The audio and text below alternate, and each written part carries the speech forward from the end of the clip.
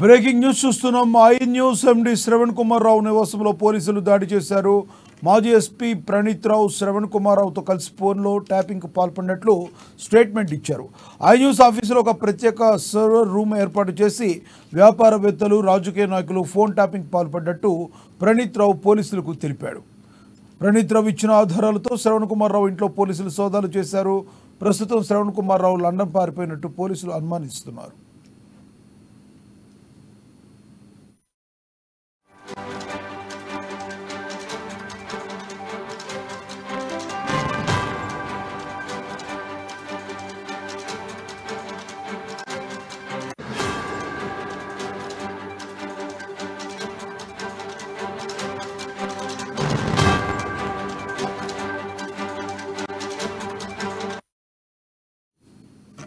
Breaking news చూస్తున్నాం. I News MD Shravan Kumar Rao నివాసంలో పోలీసులు దాడి చేశారు.